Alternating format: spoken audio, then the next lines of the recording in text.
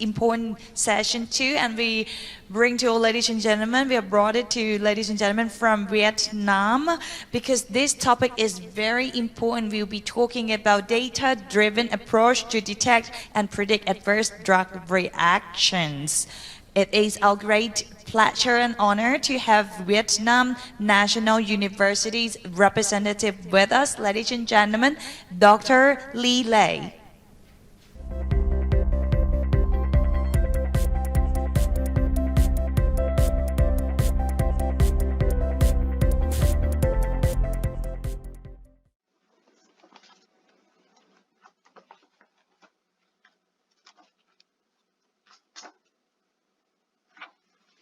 Hi everyone, nice to meet you online. My name is Lile. I'm from International University, Vietnam National University at Ho Chi Minh City. My presentation today is about data-driven adverse drug reaction research in Vietnam.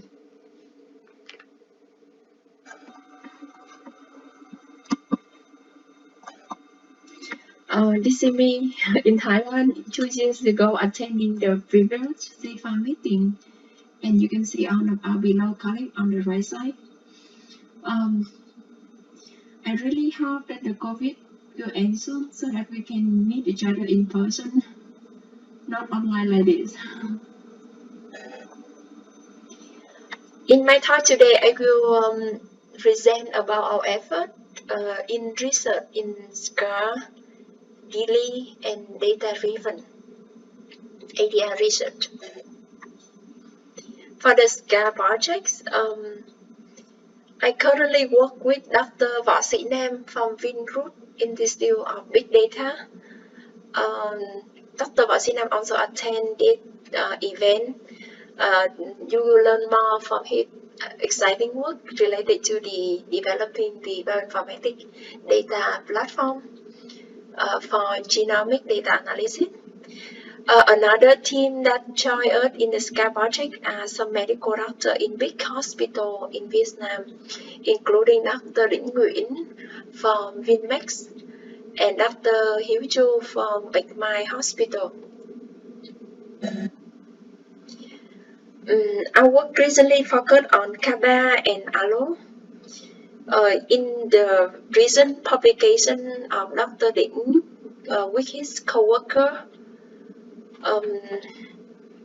they confirmed that the HLA-B star 5801 carriers is mainly responsible for the allo adverse reaction. And our current effort is to validate other known loci on Vietnamese population. We also hope to identify novel first loci or identify the second and the third loci associated with the SCAR, induced specifically by carbamazepine and allopurinol. We also interested in the SCAR induced by other drugs such as aspirin or COX inhibitor, specifically in the group of non-steroid anti-inflammatory drug resistant. We focus on the gene like CYP1A2, CYP2C9, COX1, COX2, or PG that responsible for the metabolism of this drug group. Currently, we're collecting 500 ADR blood sample from patients, and we hope to get some results that we can share with you in the next meeting. In my second project, I will tell about some progress we have done with DILI. This work is done by my student Hoàng Nguyễn and Minh Nguyệt Đỗ. DILI stands for drug-induced liver injuries, as you already know, and we try to identify the DILI compounds in the mix of so many compounds that remain unknown about DILI property. And the approach we use construct ensemble learning, one of the new techniques in machine learning.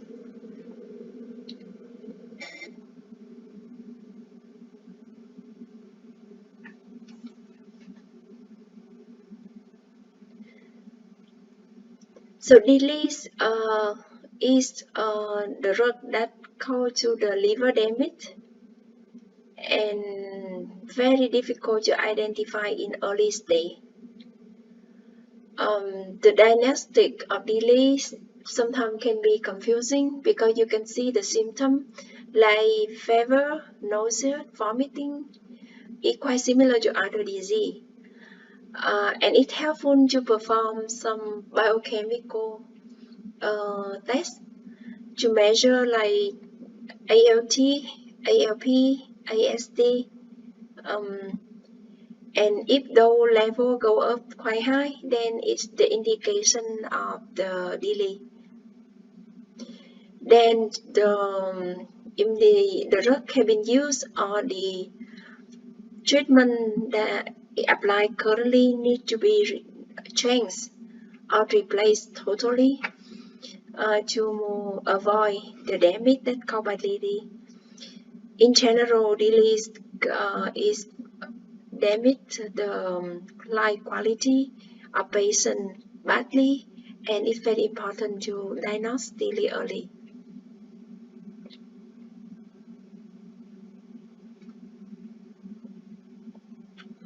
As you know that some patients suffer DILI can develop the acute liver failure or chronic DILI, and thus it's very important to identify this early. DILI is considered the most concerning problem in the last decade.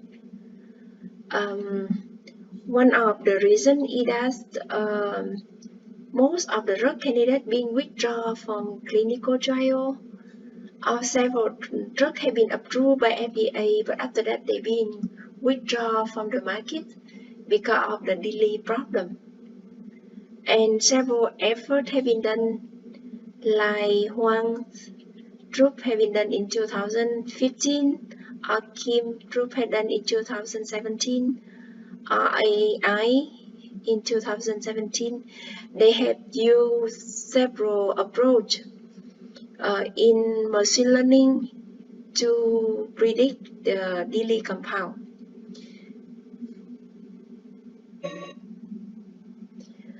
In general, it's very difficult to compare one compound to another and tell whether they are DILI or non-DILI compound. One of the methods that people use is using molecular fingerprint, which is a unique way to display molecular structure. Structural fingerprints are created based on the substructure feature of compound, where a bit corresponds to the presence of specific structure. For example, here you can see the COOH group or the NH2 group or the phenol group corresponding with different bit number.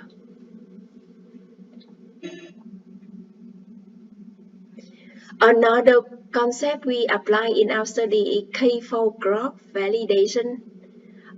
So we need data as the input for the study, and we call that development set. And this set needs to be split into two sets that is called training set and test set or validation set. And if we just randomly divided them, it can lead to the reduce of the prediction performance, affect the computing time, and it can cause bias. And the method we apply is K-fold graph validation, and specifically for this case we use 5-fold CV. That means the development set will be split into 5 sets. And with the first estimation, we use the first set as the test set, and the rest of them will be used as the training set. In the second estimation, we use the second set as the test set, and the rest as the training set. We continue repeating this step until we go until the fifth estimation.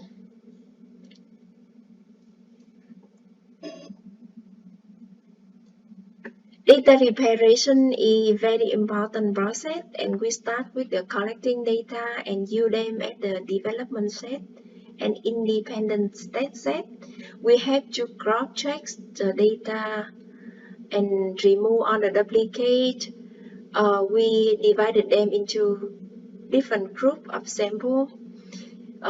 We label on the delete and non-delete compounds, and we convert the molecular fingerprint, select the features, and this is the total concise flowchart describe our data preparation process. It's very important for this step that we have to eliminate all the foreign symbol, null values, invalidated sample, duplicated and unrelated feature.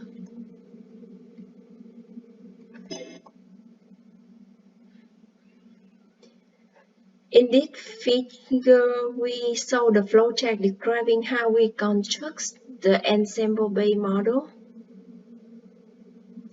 The upper part is the simple classifier in which we use FIFO CV that we mentioned before, and we also use the molecular fingerprint we mentioned before.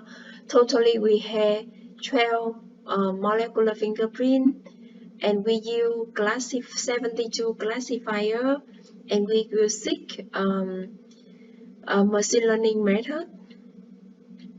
All of the prepare the input for the AUC based selection in the ensemble model.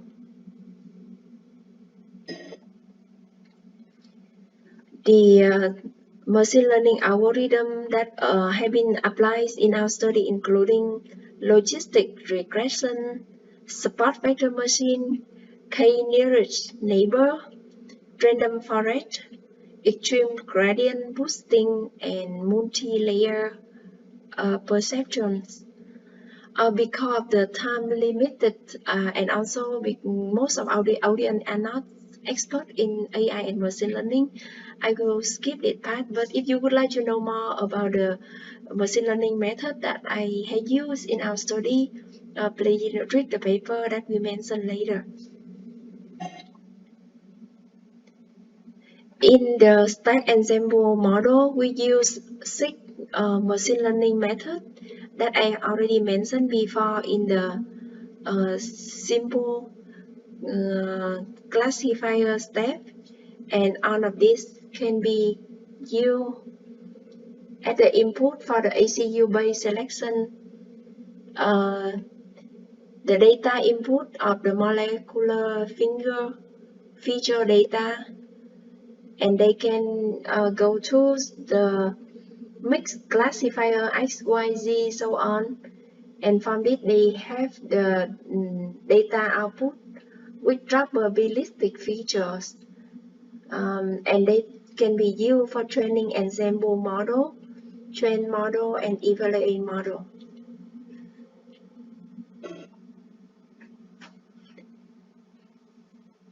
In the model evaluation process, we compare the single classifier with the ensemble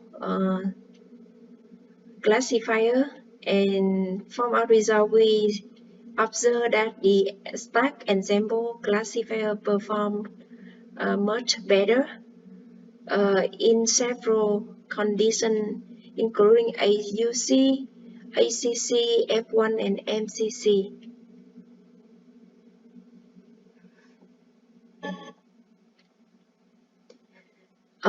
In conclusion, our result confirmed that the stack ensemble model is an effective computational approach to predict chili compound, because it checks on the accurate feature from each single classifier models and combine them.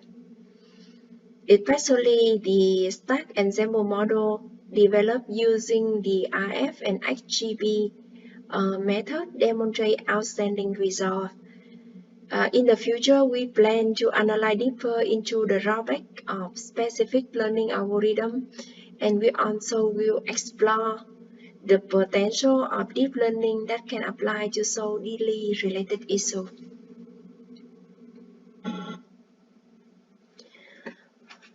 Our results have been published in a paper in ACS Omega entitled Predicting Drug-Induced Liver Injury Using Convolutional Neural Network and Molecular Fingerprint Embedded Feature.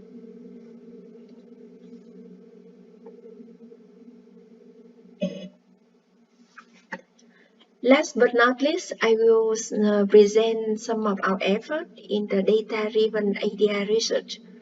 In this project, I collaborate with Professor Bảo Hồ.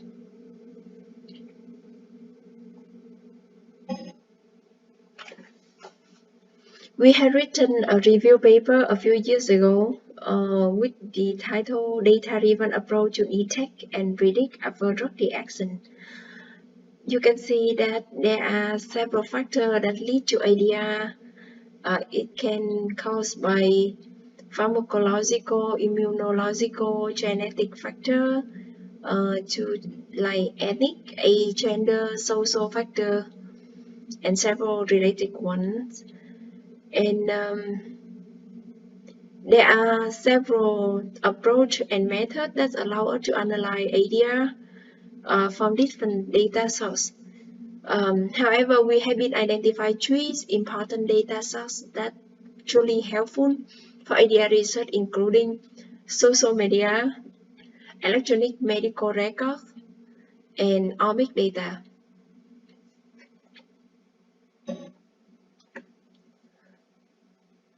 Can social media be a good source for idea research? The answer is yes. Like one day, I check aspirin or ibuprofen and I feel dizzy, I feel vomiting. I can post this feeling in my Facebook post. Then a researcher doing idea using the social media data can use my input at the source for the research, right? Or similarly, if you use Kaba or Aloe or Warfarin and you feel any adverse reaction symptom, then you can post that into the Instagram account of yourself. Then those information can be valuable for idea research. But in general, data in social media is more noise than actual useful. Then people have been identified that there are 8 typical tasks you have to do before you hope that you can use social media data for idea research. For example, you have to search literature concerning idea and have to confirm or reject the knowledge related to idea or not. You have to do statistical analysis, evaluate on the hypothesis related to idea. You have to rank the adverse drug event, how severe it is. You have to construct the medical ontology or medical lexicon result. Have to convey the event with the different data source. You have to identify the sentence, the common related to the potential idea. You have to be able to extract those terms, symptom, syndrome, disease from the data, and mapping them to the standard lexicon resources. Mining and identify whether it's drug-drug interaction or the other relation and pattern characterize the idea. So you can see that this procedure is very challenging, complicated. The boundary among those tasks are unremarkable, and people, when they applied it, it's not just focus on one task, but it's the combine of different purposes. Another important data type for idea research is EMR, electronic medical records, and it can include so many forms like data of patient demographic, laboratory test result, medication information, even billing codes, diagnostic code like ICD-10, discharge summaries, nurse note, medical doctor knows, so on.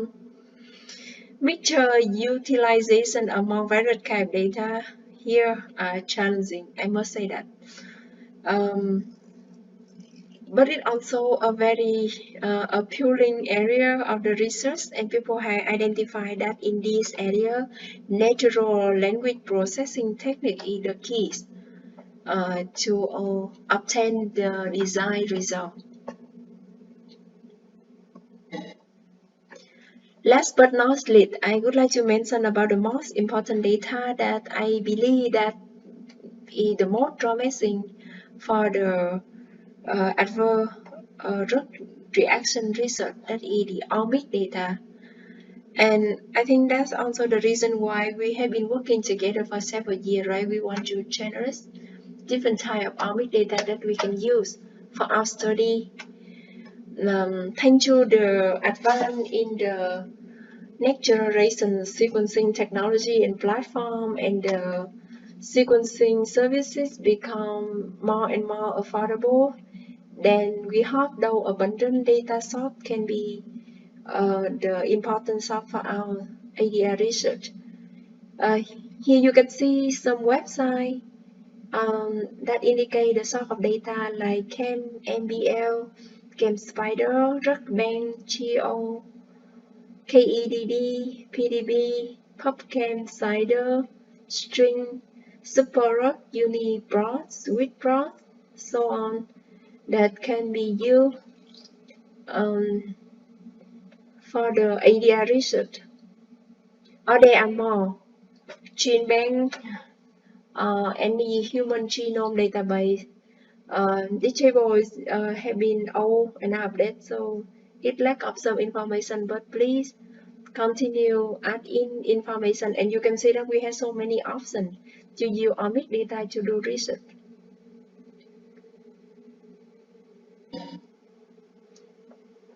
So our conclusion is that detection and prediction adverse drug reaction are a very important part for post-market drug safety surveillance, and we believe that in our century, data-driven approach is very essential in solving that problem.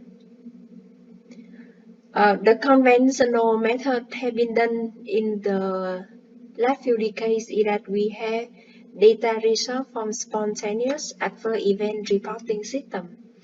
We also had the administrative health database that include our ADR information. But in the last decade, we realized that the other three data resources, including social network data, electronic medical record data, omic data, they have opened great opportunity for detecting and discovering adverse drug reaction. Is all data easy to exploit? The answer is no, it's extremely challenging. Several of the data is unstructured in very complex structure. However, we believe that with the development of the field, the machine learning, AIs, and data mining, we have also quickly created various powerful tool methods that can allow us to successfully analyzing those important data source to understand more about ADR. This also brings me to the end of my presentation. I would like to thank you for your listening, and I would be happy to answer any question you might have. You can ask me during the online meeting or send me an email. For further information, please visit the paper that our group has been published about DILI and data-driven ADR research that I have mentioned in my slide. Again, thank you for your attention.